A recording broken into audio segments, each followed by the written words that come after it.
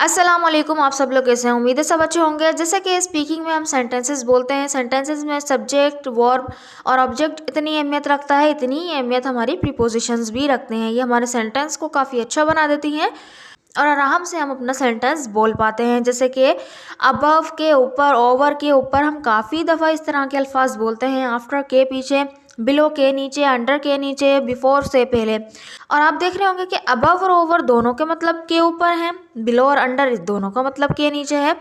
लेकिन एक हल्की सी माइनर इसका डिफरेंस है जो कि हम इस वीडियो में देखेंगे कि कहाँ पे हम बिलो यूज़ करेंगे, कहाँ पे हम अंडर, कहाँ पे हम अबव, कहाँ पे हम ओवर यूज़ करेंगे। ये वीडियो आपके लिए बहुत इन्फॉर्मेटिव होने वाली है, सो इस वीडियो को लास्ट तक देखिएगा। So our first preposition is above. Above के मतलब के ऊपर। अब देखिए इसको कहाँ पे यूज़ करेंगे। इसको हम यूज़ करेंगे जब भी सेंटेंस में हम वो दिखा रहे हैं कि कोई मूवमेंट नहीं हो रही है। ठीक है, हमारा मतलब है कोई चीज़ है ऊपर, के ऊपर तो है लेकिन उसकी कोई मूवमेंट नहीं हो रही है, एक जगह वो फिक्स है। यानी कि जो चीज़ ऊपर हो, हरकत ना कर रही हो, यानी वो एक जगह फिक्स हो, हरकत ना कर रही हो, मूव ना कर रही हो, सो हम यहाँ पर लगाएंगे above. So let's suppose first sentence is bed के ऊपर लाइट है। बेड के ऊपर लाइट है। जो लाइट होती है वो बेड के ऊपर होती है और एकदम फिक्स होती है, वहाँ पे लगी होती है, कोई मूवमेंट नहीं हो रही होती उसकी। ठीक है, और एक जगह फिक्स है, सिर्फ एक ही जगह पर वो मुंजमद है। ठीक है, वो गुजर भी नहीं रही ऊपर से, है ना, सिर्फ वो एक जगह लगी हुई है, तो वहाँ पर हम अबव का यूज़ करेंगे। तो यहाँ पे हम करेंगे अबव का यूज़। जैसे कि the light is above the bed. The light is above the bed. ठीक है, नेक्स्ट सेंटेंस इज इल्म सबसे ऊपर है। इल्म सबसे ऊपर है, तो यहाँ पे देखें इल्म सबसे ऊपर है, यहाँ पर कोई मूवमेंट नहीं हो रही इल्म की। अब इल्म जितना भी है बस सबसे ऊपर ही है।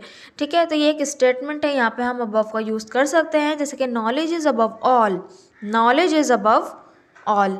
आई होप आपको ये समझ में आया होगा। नेक्स्ट प्रीपोजिशन है वो है ओवर। ओवर का मतलब भी होता है के ऊपर। यहाँ पे बस थोड़ा सा डिफरेंस ये है कि यहाँ पे जब भी कोई चीज़ जो ऊपर से गुजर रही है उसकी मूवमेंट है या ऊपर से वो गुजर रही है। ठीक है, गुजर रही है, जैसे कि एक पुल है, वो रिवर से गुजर रहा है, तो वहाँ पर जो है वो एक पॉइंट से बहुत मतलब आगे तक वो गुजर रहा है। ठीक है, तो वहाँ पर मूवमेंट तो नहीं हो रही लेकिन वो एक तरह का गुजर रहा है, तो वहाँ पे हम ओवर का यूज़ करेंगे। लेकिन एक जगह कोई चीज़ फिक्स है, ठीक है, तो एक जगह पर, तो वहाँ पर हम अबव का यूज़ करेंगे।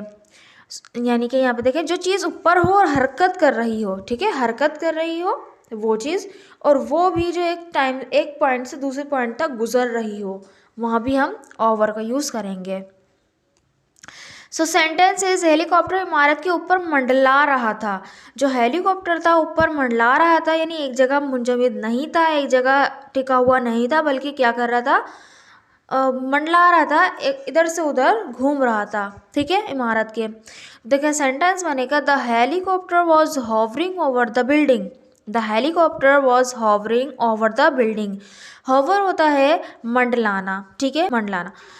नेक्स्ट सेंटेंस इज मेरा अंदाज़ा है कि इसकी उम्र 30 से ऊपर होगी। मेरा अंदाज़ा है इसकी उम्र 30 से ऊपर होगी। अब 30 से ऊपर कितनी होगी मुझे नहीं पता, लेकिन 30 से ऊपर होगी। ठीक है, तो यानी एक से मतलब बढ़ सकती है ना, तो यहाँ पर हम ओवर का यूज़ करेंगे। देखें कैसे, I guess he is over 30। I guess he is over 30।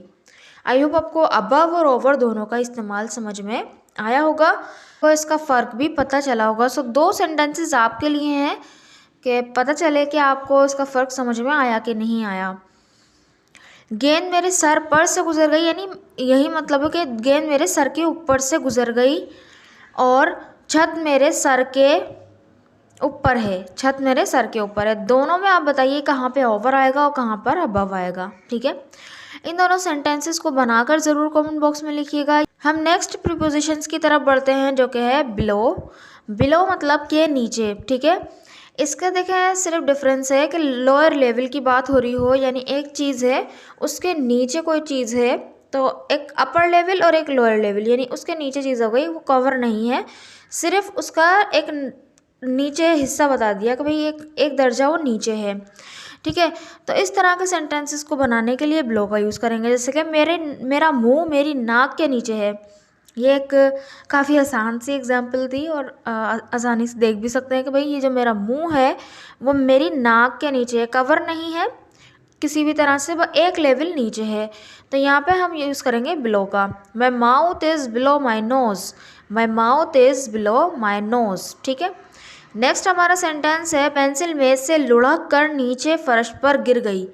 Pencil मेज से लुढ़क कर नीचे फर्श पर गिर गई। तो देखिए सेंटेंस किस तरह बनेगा, तो pencil rolled off the desk यानी लुढ़की and fell to the floor, और गिर गई कहाँ पर, फर्श पर, बिलो नीचे। Okay, the pencil rolled off the desk fell to the floor below. ठीक, अब देखिए नेक्स्ट जो अंडर है, अंडर का मतलब भी होता है के नीचे, बस यहाँ पर जो चीज़ होगी वो होगी कवर्ड। ठीक है, नीचे तो है लेकिन वो चीज़ कवर्ड है।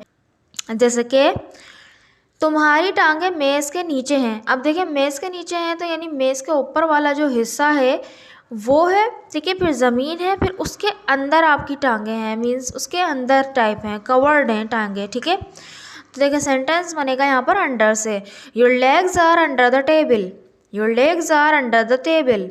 ओके, नेक्स्ट हमारा देखिए सेंटेंस है वो एक दरख्त के साए में बैठ गया।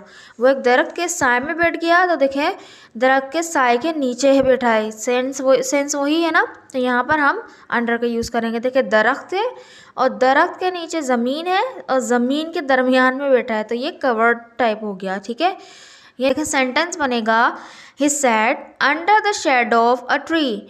ही सैट वो बैठ गया under the shade of tree, दरख्त के साए में। आई होप आपको अंडर और बिलो का यूज़ भी समझ में आया होगा। So these sentences are for you. बिल्ली बेड के नीचे है और लाइट के नीचे स्विच बोर्ड है। बिल्ली बेड के नीचे है और लाइट के नीचे स्विच बोर्ड है। अब देखें यहाँ पे बिलो कहाँ पे यूज़ होगा और अंडर कहाँ पे यूज़ होगा। इन दोनों सेंटेंसेस को बनाकर ज़रूर कमेंट बॉक्स में लिखिए ताकि मैं देख सकूँ, बता सकूँ कि आपने सही सेंटेंस बनाए हैं कि नहीं। हम नेक्स्ट प्रीपोजिशन की तरफ बढ़ते हैं जो कि है आफ्टर। आफ्टर का मतलब होता है के बाद, और इसका एक और मतलब भी होता है कि पीछे पड़ जाना। ठीक है, सेंटेंसेस मैं इसे लंच के बाद करूँगी, मैं इसे लंच के बाद करूँगी, यानी जो काम है इसको मैं लंच के बाद करूँगी। सेंटेंस बनेगा I will do it after the lunch, I will do it after the lunch.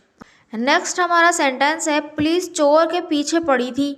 Police चोर के पीछे पड़ी थी। अब देखें यहाँ पर भी आफ्टर का यूज़ कर सकते हैं। The police were after the thief, the police were after the thief. अब देखें एक और सेंस भी निकलता है आफ्टर का, जैसे कि वो बच्चों को पढ़ा कर घर आया। यहाँ पर के बाद हिडन है, यानी वो बच्चों को पढ़ाने के बाद घर आया, इस तरह का सेंस है ना। लेकिन हम उर्दू में रवानी में इस तरह से बोल देते हैं कि वो बच्चों को पढ़ाकर घर आया, यानी एक एक्टिविटी की उसके बाद वो घर आया, तो यानी हम आफ्टर का यूज़ करेंगे यहाँ पे। देखिए सेंटेंस बनेगा he has come, he has come वो आ गया, घर आ गया। ठीक है, वो घर आया है क्या करके, after teaching the students, after teaching the students. यहाँ पर चिल्ड्रन नहीं लगाया क्योंकि पढ़ा रहा है, तो जाहिर सी बात है जिसको पढ़ा रहा है वो उसके स्टूडेंट्स हुए। Okay, he has come after teaching the students. Okay, I hope आपको आफ्टर का समझ में आया होगा। नेक्स्ट है बिफोर। बिफोर से पहले। ठीक है, से पहले, इसका यूज़ तो बहुत आसान है। देखिए सेंटेंस है जो हम काफ़ी यूज़ करते हैं, काफ़ी सुनते हैं, और ये ज़्यादातर हमारे सेंटेंसेस किस में, 9, 10, फर्स्ट ईयर, सेकेंड ईयर इस एग्ज़ाम्स में भी आते हैं कि डॉक्टर के आने से पहले मरीज़ मर चुका था। काफ़ी पॉपुलर है ये एग्ज़ाम्स में, डॉक्टर के आने से पहले मरीज़ मर चुका था। अब देखें यहाँ पे दो एक्टिविटीज़ हैं, एक है डॉक्टर के आने से पहले, यानी डॉक्टर आया और उससे पहले मरीज़ मर चुका था, तो एक काम जो हुआ उससे पहले वाला जो हुआ वो बनेगा पास्ट परफेक्ट में और एक बनेगा पास्ट इंडेफिनिट में। तो देखिए मरीज़ के मरने का काम डॉक्टर के आने से पहले हुआ ना, तो इसलिए मरीज़ मर चुका था ये बनेगा हमारा पास्ट परफेक्ट में, और डॉक्टर के आने की बात हो रही है उसके बाद, तो ये हम करेंगे पास्ट इंडेफिनिट में। देखिए सेंटेंस किस तरह बनेगा, the patient had died before the doctor came, the patient had died before the doctor केम। ठीक है, डॉक्टर के आने से पहले मरीज़ मर चुका था। नेक्स्ट सेंटेंस इज बोलने से पहले सोचो, बोलने से पहले सोचो। सेंटेंस बनेगा think before you speak, think सोचो, बिफोर पहले, यू स्पीक जब तुम बोलते हो, इस तरह का सेंस है। Okay, think before you speak, बोलने से पहले सोचो। सो आई होप आपको आफ्टर और बिफोर का यूज़ भी समझ में आया होगा। So these sentences are for you, मेरे आने से पहले तुम जा चुके थे, मेरे आने से पहले तुम जा चुके थे। यहाँ पे भी दो एक्टिविटीज़ हैं। सो आपने इस सेंटेंस को बना के लिखना है और ये भी सेंटेंस लिखना है, मैं मुँह धोकर आया हूँ, मैं मुंह धोकर आया हूँ। इन दोनों सेंटेंस को बनाकर ज़रूर कमेंट बॉक्स में लिखिए ताकि मुझे पता चले कि आपको वीडियो समझ में आई कि नहीं आई। अगर वीडियो अच्छी लगी है तो चैनल को ज़रूर सब्सक्राइब भी कर दीजिएगा और वीडियो को लाइक भी कर दीजिएगा। Thank you so much.